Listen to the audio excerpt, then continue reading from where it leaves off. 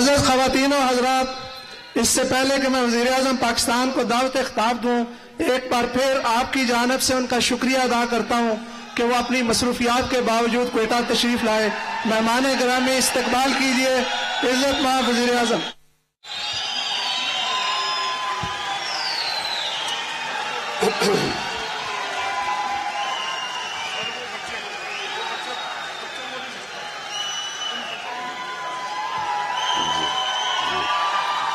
بسم اللہ الرحمن الرحیم۔ ایاک نعبد و ایاک نستعین۔ جناب وزیر اعلیٰ بلوچستان جام کمال صاحب، سارے جو بلوچستان کے منسٹرز بیٹھے ہیں، آپ ممبر آف پارلیمنٹ، آپ کے لیے، اور جو اسٹیج پہ ہمارے ہاؤسنگ منسٹر عمران زیب، آپ کو ہم سنتے تھے کہ جی بیوروکریٹس کام نہیں کرتے، مسئلہ پاکستان میں بیوروکریٹس کا ہے۔ آپ کے سامنے عمران زیب بیوروکریٹ ہیں، جنونی کام کیا انہوں نے اب تک ہماری ہاؤسنگ کے لیے۔ اور جناب طارق بشیر چیمہ، آپ نے ہاؤسنگ منسٹر کی ابھی تقریر سنی، ہیں تو یہ کاف لیگ میں، لیکن تقریر تحریک انصاف کے جنون کی نظر آ رہی تھی ان میں سے۔ خواتین و حضرات، سب سے پہلے تو مجھے خوشی یہ ہے کہ میں آج پاکستان اور بلوچستان کے اسپیسیفکلی میں ان کی فیوچر، جو اس صوبے کی فیوچر ہے، اس سے میں بات کر رہا ہوں جو اس یونیورسٹی کے اسٹوڈنٹس ہیں۔ تو میں پہلے ہاؤسنگ کی بات کروں گا، اور اس کے بعد خاص آپ کے لیے ایک پیغام دوں گا، جو کہ میں چاہوں گا کہ آپ کے ساتھ جب بھی آپ اپنی زندگی گزاریں گے تو وہ پیغام آپ کے سامنے رہے گا۔ جی ہاں، بولو، چلے پہلے بولو۔ ایک منٹ خاموشی۔ جی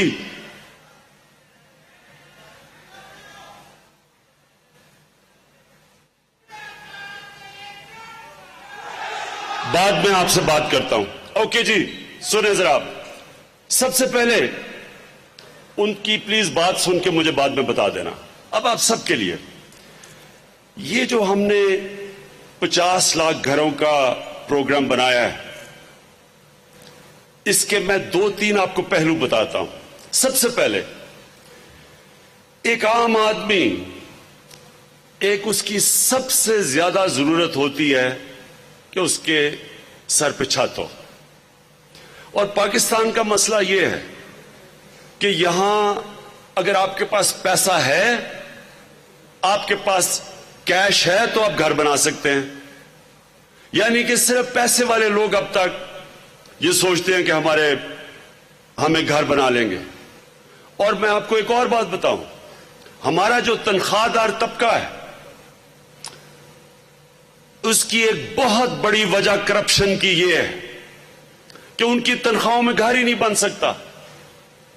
اور یہ ضرورت ہے ایک انسان کی، وہ چاہتا ہے کہ میں اپنے بچوں کو اچھی تعلیم دوں، وہ چاہتا ہے کہ اگر گھر میں بیماری ہو، میرے پاس پیسہ ہو، یا میں ان کا علاج کر سکوں، لیکن وہ یہ ضرور چاہتا ہے کہ میرے پاس ایک رہنے کے لیے گھر ہو۔ اور بدقسمتی سے جو پاکستان کے اندر جیسے وقت گزرتا گیا، تنخواہ دار طبقے کے لیے بڑا مشکل ہو گیا گھر لینا، کیونکہ زمین کی قیمتیں بڑھتی گئی، کنسٹرکشن کی قیمت بڑھتی گئی، اور تنخواہیں اتنی نہیں بڑھی کہ وہ گھر لے لیں۔ میں آپ کو ایک مثال دیتا ہوں کہ 1935 میں ایک بریگیڈیئر اور ایک کمشنر اپنی 1 مہینے کی تنخواہ میں 72 تولہ سونا خرید سکتا تھا۔ ایک مہینے کی تنخواہ میں 72 تولہ سونا خرید سکتا تھا. میرے والد جب پاکستان بنا تو وہ گورنمنٹ کی نوکری کرتے، وہ انجینئر تھے، تو اپنی ایک مہینے کی تنخواہ میں گاڑی خرید سکتے تھے، ایک مہینے کی تنخواہ میں گاڑی لے سکتے تھے. تو جو آج حالات ہیں تنخواہ دار طبقے کے لیے بڑا مشکل ہو گیا ہے. ان کی تنخواہیں اتنی نہیں جتنی زمین کی قیمتیں گئیں اور کنسٹرکشن کی قیمتیں گئیں. اور پھر ایک نچلا طبقہ ہے، اس کے لیے اور زیادہ مشکل ہے. مزدور کیسے گھر بنا سکتا ہے؟ تو یہ ایک بڑی خواب ہے کہ 50 لاکھ گھر ان کے لیے ہم بنائیں جن کے پاس کیش نہیں ہے، یا وہ بالکل جو غریب لوگ ہیں جو اپنے اوپر گھر نہیں لے سکتے. اس کے لیے ہم نے بڑی تیاری کی. یہ جو یہاں ہم پہنچے ہیں یہ بڑی مشکلوں سے پہنچے ہیں، کیونکہ پاکستان کا جو فائنینشل سسٹم ہے، بینک جو ہیں وہ، کیونکہ ہمارے قانون ہے مورگیج، یعنی بینک جو فائنانس دیتا ہے، قرضہ جو دیتا ہے گھر بنانے کے لیے. میں اب آپ کو ایک مثال دیتا ہوں کیونکہ آپ اسٹوڈنٹس بیٹھے ہیں، آپ سمجھ جائیں گے یہ کہ یورپ میں کئی جگہ ہیں جدھر 80 سے 90% ان کی جو پر کیپٹا جو کہتے ہیں نا کہ اوسط کتنے لوگ بینکوں سے قرضے لیتے ہیں گھر بنانے کے لیے، پر کیپٹا کہ مورگیج پر کیپٹا، یعنی کتنے لوگ جو اگر میں نے گھر بنانے کے بینک سے قرضہ لینا تو وہ کیا ایوریج ہے؟ 80 سے 90% ہے. وہاں ملیشیا میں 30% ہے، ہندوستان میں 10% ہے، کوئی کہتے ہیں 11% ہے. پاکستان کے اندر ریشو 0.2% ہے. مطلب کہ یہاں بینک سے قرضے نہیں لے سکتے گھر بنانے کے لیے. اس کے لیے قانون کے اندر چینجز لے کے آئے ہیں. ابھی ہم ایک جو لیجسلیشن جو انہوں نے کہا قانون لے کے آ رہے ہیں اسمبلی میں، اور پھر ہم ایک عدالت میں کیس بھی لگا ہوا ہے، ہم کیس بھی لڑ رہی ہے گورنمنٹ کہ آسانی سے ایک آدمی قرضہ لے سکے گھر بنانے کے لیے، جس کو مورگیج کہتے ہیں. اس کے لیے ایک تو قانون چینج کر رہے ہیں، ایک پھر ہم اسٹیٹ بینک نے آسانیاں پیدا کی ہیں، بینکوں کو کہا کہ وہ قرضے دیں یہ گھروں کے لیے، وہ اس کے لیے آسانی پیدا کر رہے ہیں. اور اس کے علاوہ ہم پرائیویٹ سیکٹر کو لے کے آ رہے ہیں بیچ میں، اور پرائیویٹ سیکٹر اس کے اندر پوری طرح شرکت کرے. اور میں یہ جو لوگ کہتے ہیں کہ 50 لاکھ گھر نہیں بن سکتے، انشاءاللہ 5 سال کے بعد آپ دیکھیں گے 50 لاکھ سے انشاءاللہ ہو سکتا ہے زیادہ گھر بنے. لوگ کہتے ہیں جی پاکستان میں پیسہ نہیں ہے، ہمارے بینکنگ سسٹم میں پیسہ نہیں ہے، لیکن یہ عمران زیب آپ کو بتائیں گے کہ کتنے باہر سے بڑی بڑی کمپنیز آ کے ہمارے ہاؤسنگ کے اندر انویسٹ کرنا چاہتی ہیں. ملیشیا سے، چائنا سے، برطانیہ میں کمپنیز ہیں جو کہ آگے پاکستان میں ہاؤسنگ میں انویسٹ کرنا چاہتی ہیں. تو ہمارے پاس اگر کیش اس وقت نہیں بھی ہے، باہر سے بھی آئے گا. لیکن اس کا ایک اور پہلو ہے، اور یہ آپ کے لیے یونیورسٹی اسٹوڈنٹس جو انجینئرنگ خاص طور پہ کر رہے ہیں، اس سے آپ کو موقع ملے گا کہ اپنی کنسٹرکشن کمپنیز کھولیں. نوجوانوں کو اتنے جب زیادہ گھر بنائیں گے تو ایک کنسٹرکشن یا 2 پرائیویٹ کنسٹرکشن کمپنی تو نہیں کر سکتی. تو آپ کو موقع ملے گا نوجوانوں کو کہ اپنی کنسٹرکشن کمپنیز بنائیں اور اس کے اندر ہاؤسنگ کے اندر آئیں، آپ خود بزنسز اپنی چلائیں. اس سے جس طرح بھی طارق بشیر چیمہ نے کہا 40 انڈسٹریز ہاؤسنگ کی وجہ سے چلنا شروع ہو جاتی ہیں. 40 اینٹوں کی انڈسٹری اور ٹائلز وغیرہ وغیرہ، دروازے بنانے، 40 انڈسٹریز. اس کا مطلب 40 انڈسٹریز میں روزگار ملنا شروع ہو جائے گا. اور پھر آپ جس طرح میں نے کہا اپنی بزنسز بنائیں. یہ سنہری موقع ہے اس میں کہ بجائے کہ سرکاری نوکریاں لینے کے لیے ہمارا بیچارہ نوجوان انتظار کرتا ہے، اپنے لیے بزنسز کریں، خود پیر پہ کھڑے ہو، بزنس کریں. اور ملک چلتا ہی تب ہے جس ملک کے اندر بزنسز چلنی شروع ہوں، جس کو انٹرپرینرز کہتے ہیں، نئے نئے بزنس مین بنے. تو یہ ایک بڑا زبردست آپ کو موقع ملے گا. میں نے جان صاحب آپ کو یہ کہنا تھا کہ کوئٹہ میں پہلی دفعہ یہاں ایک کرکٹ میچ کھیلنے آیا تھا آج سے تقریباً پتہ نہیں 40-50 سال پہلے. تو مجھے تب یاد ہے کوئٹہ کیا تھا اور اب کوئٹہ کیا بن گیا. تو میں آپ کو یہ خاص کہنا چاہتا ہوں کہ کوئٹہ کا ماسٹر پلان بنانا بڑا ضروری ہے, نہیں تو یہ شہر پھیلتا جائے گا. اس کے نہ آپ سیوریج سسٹم اس کا ٹھیک ہو سکے گا, نہ آپ صحیح طرح پانی دے سکیں گے, نہ گرینری جو ہے جو ریسائکلنگ سے آپ کر سکتے ہیں. تو اس کو بجائے پھیلنے کے اس کوئٹہ میں موقع دے لوگوں کو اوپر جانے کا, یعنی ہائی رائز بلڈنگز کا, جو کہ اب ہم نے سارے پاکستان میں, اسلام آباد میں, کراچی میں, لاہور میں اب ہم نے شروع کر دیا ہے کہ شہر پھیلنے کے بجائے اوپر جائیں. جیسے آپ کے سامنے دبئی ہے, نیو یارک ہے, لندن ہے, شہر اوپر جاتے ہیں, شہر پھیلتے نہیں جاتے, کیونکہ جتنا شہر پھیلتا جائے گا آپ ان کو نہ سپلائی کر سکیں. ایک منٹ میں ختم کر لوں. تو یہ اور پھر جو سیکنڈلی اب میں بلوچستان کی طرف آتا ہوں. دیکھیں میرا فلسفہ یہ ہے, ہماری حکومت باقیوں سے فرق کیسے ہے. ہم جب کہتے ہیں کہ ہم مدینہ کی ریاست, ہماری ہر مسلمان کے لیے ماڈل ہے مدینہ کی ریاست, کیونکہ سرکار مدینہ نے ایک ایسا ماڈل بنایا. مدینہ کی ریاست ایک ماڈل تھا, اس ماڈل نے 700 سال تک مسلمانوں کا جو سویلائزیشن تھا وہ سب سے عظیم سویلائزیشن رہا. وہ جو سویلائزیشن, جو مسلمان جب ایک عظیم قوم بنے تھے تو وہ مدینہ کی ریاست کا ماڈل تھا. اور یہ آپ یونیورسٹی سٹوڈنٹس آپ ضرور اس کو اسٹڈی کریں.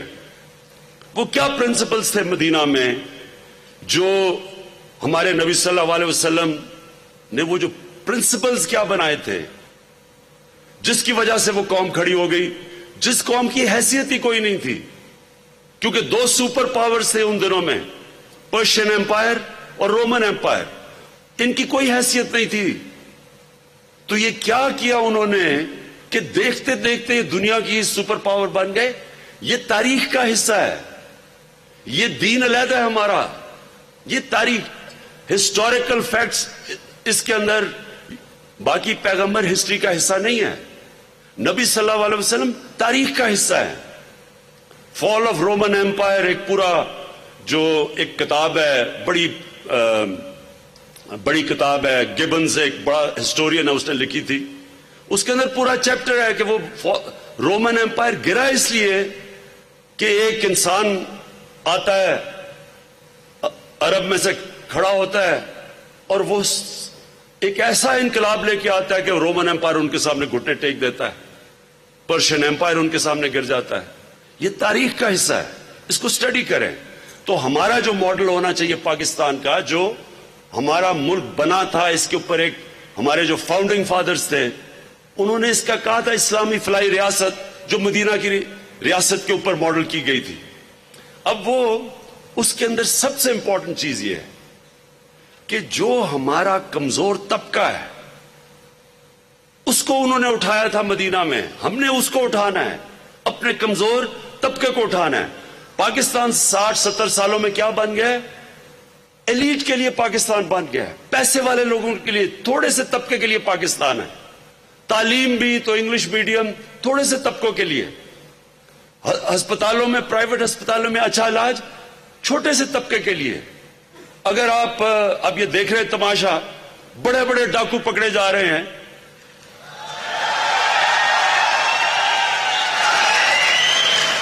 یہ پہلی دفعہ پاکستان میں بڑے ڈاکوؤں کو ہاتھ پڑ رہا ہے, نہیں تو صرف غریب بیچارہ آدمی جیل میں جاتا تھا. طاقتور ڈاکو, میں نے بھی 7 دن جیل میں گزارے ہیں جنرل مشرف کے دور میں, اور وہاں صرف غریب لوگ تھے.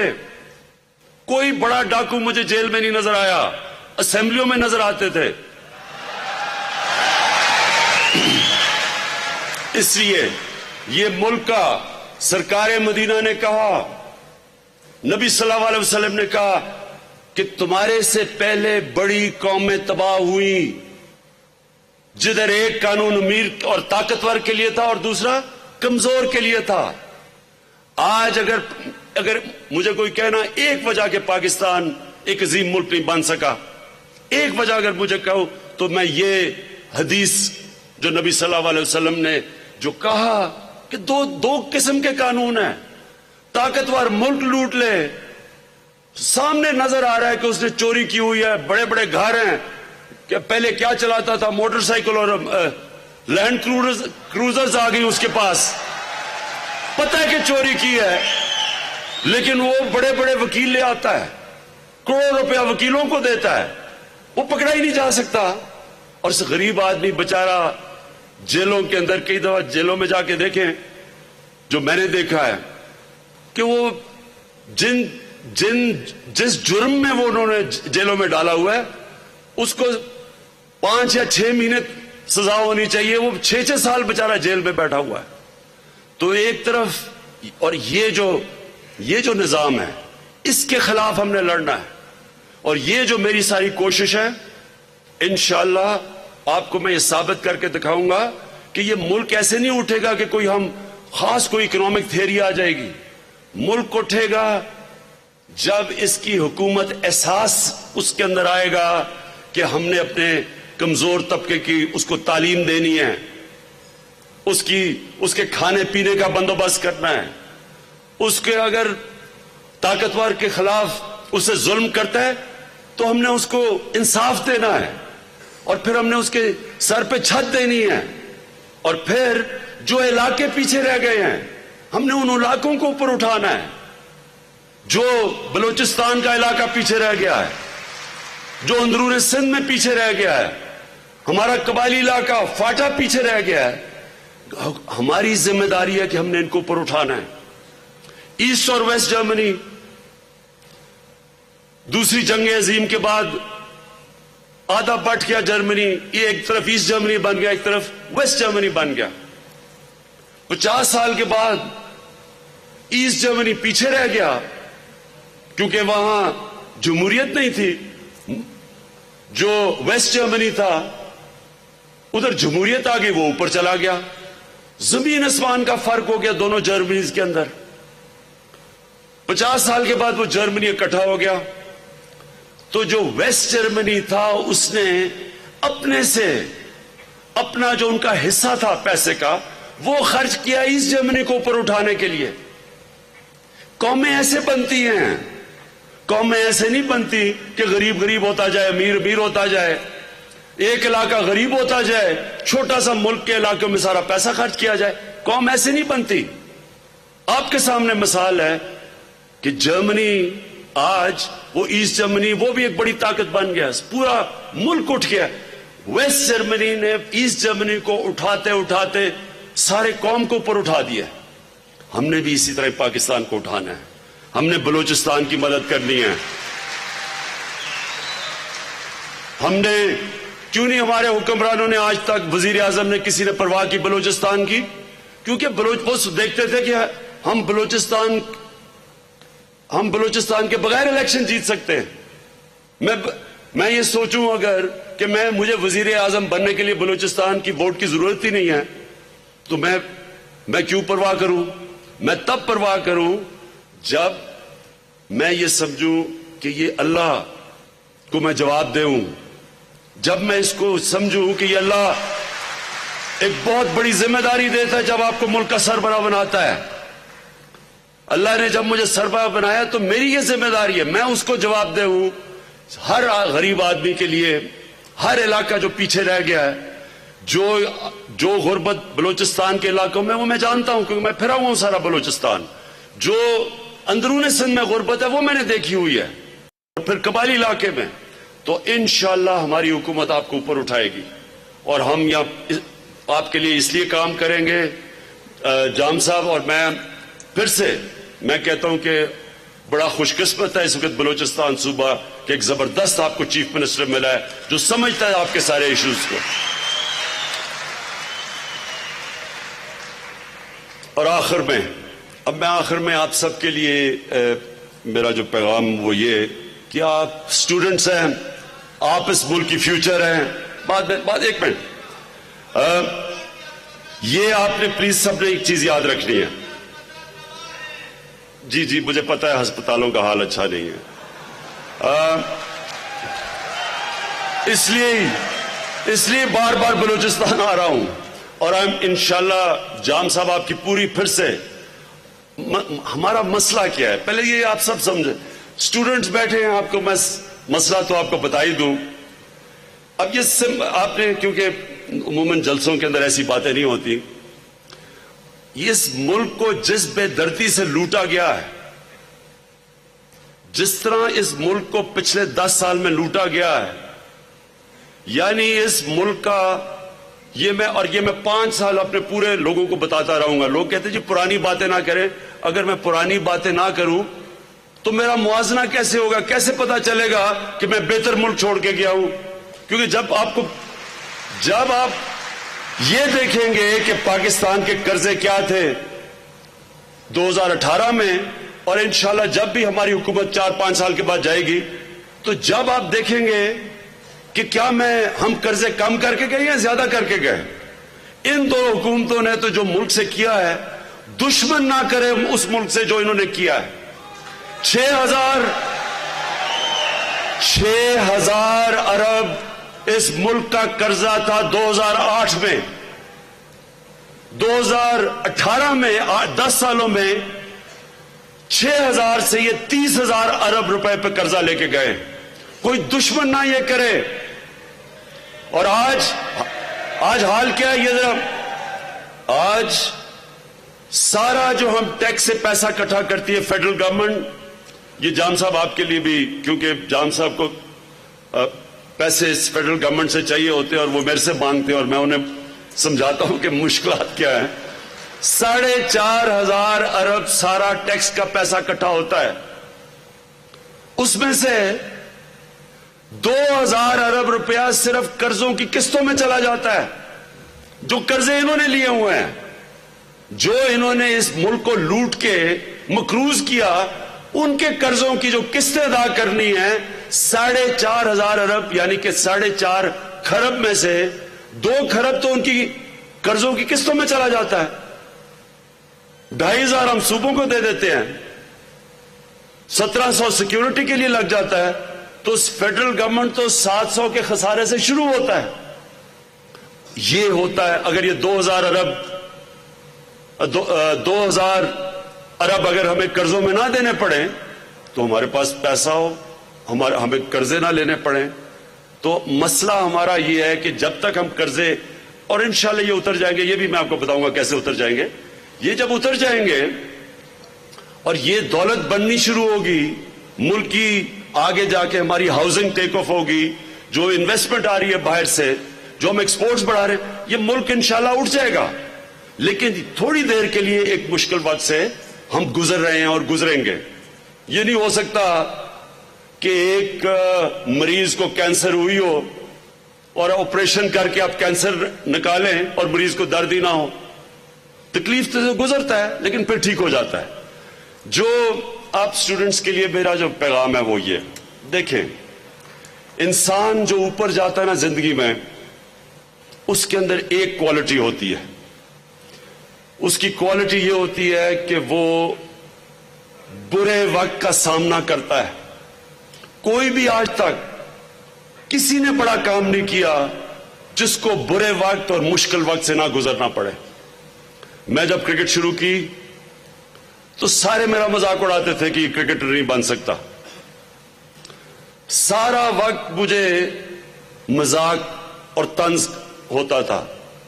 میرے جو 2 خالہ کے بیٹے تھے, دونوں فرسٹ کزن, وہ دونوں ٹیسٹ کرکٹر تھے, میرے سے بڑے تھے. سب مجھے کہتے تھے کہ وہ میرے سے بہت بہتر تھے اور میرے میں اتنا ٹیلنٹ نہیں ہے. پھر کرکٹ کھیلی, جب پہلا میچ کھیلا ٹیم سے نکال دیا گیا. کہا یہ اب کبھی نہیں کھیلے گا واپس. 4 سال لگے واپس ٹیم میں آنے کے لیے. تو یہ دیکھیں, سنیں ایک بات سن لیں, جس نے بھی بڑا کام کیا, آپ سوچیں نا کہ آپ اپنے ملک کے ٹیسٹ ٹیم میں, یعنی ملک میں سب سے بہترین 11 کھلاڑی میں آپ شامل ہونا چاہتے ہیں, تو سوچیں کہ وہ ایک جدوجہد کا ہے, ایک مسلسل آپ کو جدوجہد کرنی پڑتی ہے. پھر جب آپ اوپر جاتے ہیں, جب آپ کا نام آ جاتا ہے, پھر ادھر رہنے کے لیے آپ کو جدوجہد کرنی پڑتی ہے کیونکہ دنیا سے مقابلہ ہو رہا ہے. اسی طرح جب کینسر اسپتال بنانے گیا سب نے میرا مذاق اڑایا, سب نے کہا نہیں بن سکتا. لوگوں نے کہا یہ جھوٹ بول رہے لوگوں سے کہ ایک کینسر ہاسپٹل میں 70-75% مریضوں کا مفت علاج ہوگا, یہ دنیا میں کہیں نہیں ہوتا. میرا مذاق اڑایا گیا لوگوں نے.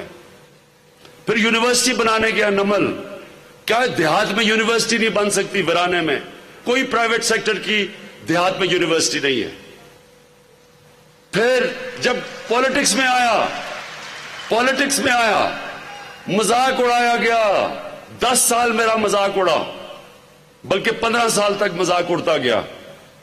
لوگوں نے کہا جی 2 پارٹی سسٹم میں تیسری پارٹی نہیں آ سکتی. اور پھر کہا جی یہ جیت نہیں سکتا. پھر جب پرائم منسٹر بنا تو آپ کہتے جی ملک بن گیا لیکن اب چلے گا نہیں. جب میں آپ کو بتاؤں مجھے 5 سال لگے, 18 گھنٹے میں نے کام کیا کینسر اسپتال بنانے میں. پہلے لوگوں نے کہا جی کینسر اسپتال بن نہیں سکتا. جب وہ بن گیا پھر کہتے اب چل نہیں سکتا. اب 24 سال ہو گئے ہیں. دنیا میں واحد کینسر ہاسپٹل ہے جو 75% مریضوں کا مفت علاج کرتا ہے, چل رہا ہے. اور یہ ملک بھی, یہ آپ کا یہ جو پاکستان ہے, اللہ نے جتنا اس ملک کو نوازا ہے آپ کو کسی کو اندازہ نہیں ہے. مجھے بھی باہر بیٹھے اندازہ نہیں تھا کہ اللہ نے اس ملک کو کیا کیا دیا ہے. کیا وجہ ہے کہ ہمارے برے معاشی حالات ہیں, لیکن باہر سے انویسٹرز آ رہے ہیں, لوگ انویسٹمنٹ کرنے کے لیے آ رہے ہیں. چائنا سے آ رہے ہیں, ملیشیا سے آ رہے ہیں, ترکی سے بات چیت چل رہی ہے, UAE سے, سعودی سے. کیوں آ رہے ہیں؟ اگر ہمارا ملک کا اتنا برا حال ہے تو وہ کیوں آنا چاہتے ہیں انویسٹمنٹ کے لیے؟ کیونکہ اللہ نے جو اس ملک کو دیا ہے, میں شاید ہی کسی ملک کو اللہ نے وہ چیزیں, وہ نعمتیں دی ہوں جو پاکستان کو دیا. ہمارا مسئلہ یہ نہیں کہ اللہ نے کوئی کمی چھوڑی ہے.